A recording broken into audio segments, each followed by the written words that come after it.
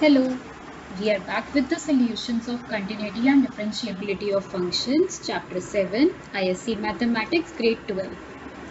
इस एक्सरसाइज 7 के question number 1 to 11 मैंने प्रीवियस वीडियोस में अपलोड कर दिए हैं, तो सॉल्यूशंस के लिए आप उन्हें जाकर देखें। इस वीडियो में हम क्वेश्चन नंबर 12 के दोनों पार्ट्स डिस्कस करेंगे, where we have to examine the continuity of the split function, और स्प्लिट फंक्शन के अंदर मॉड्यूलस में x की वैल्यू है।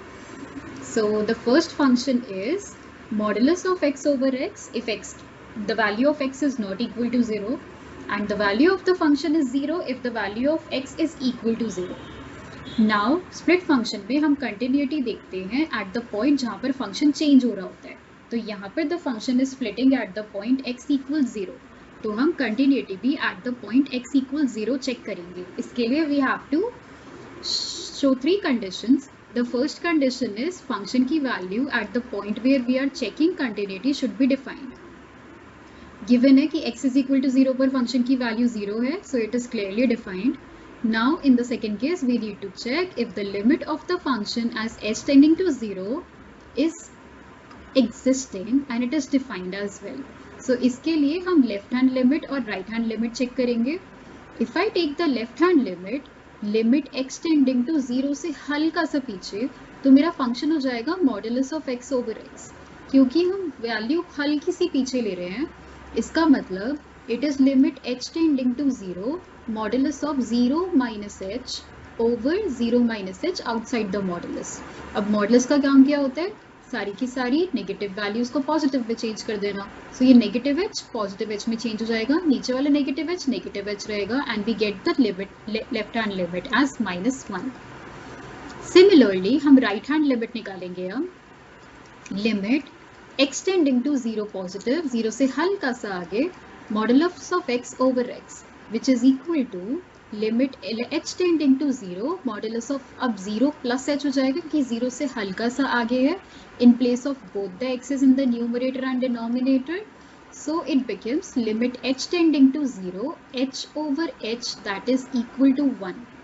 You can clearly see that here the left hand limit is not equal to the right hand limit, एक 1 आ रहा है और एक negative 1 आ रहा है, therefore the limit x tending to 0 f of x it does not exist. और क्योंकि मेरी सेकेंड कंडीशन ऑफ कंटिन्यूटी ही सेटिस्फाई नहीं हुई, तो मेरा जो गिवन फंक्शन है it becomes discontinuous at the point where we were checking continuity, that is at x equals 0। अब हम इस क्वेश्चन के सेकेंड पार्ट पर आते हैं। Second part of the question same है।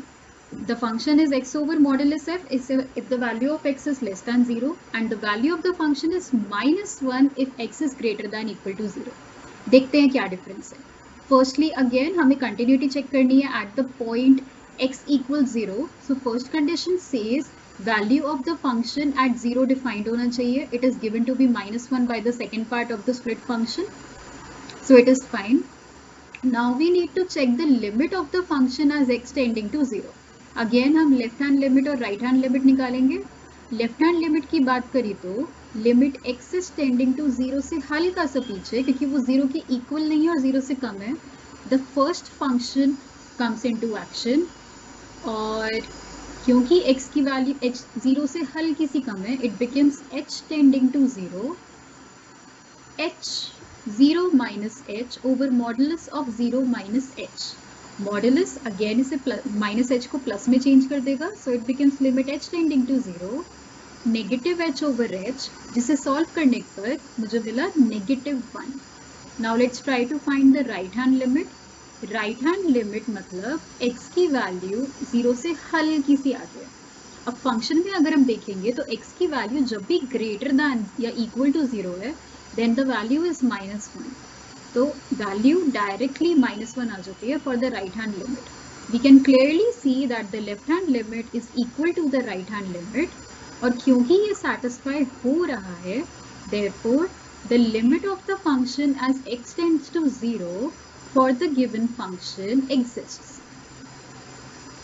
Now in the C part, to check the continuity at a particular point, हमें ये दिखाना है कि limit of the function as x tending to 0 f of x is equal to the value of the function जहाँ हम limit निकाल रहे हैं. From the parts A and B it is clear कि ये दोनों की दोनों वैल्यूज सेम है और ये दोनों की दोनों वैल्यूज -1 के इक्वल है. So क्योंकि all the three values are satisfied, the given function is continuous for all values of x.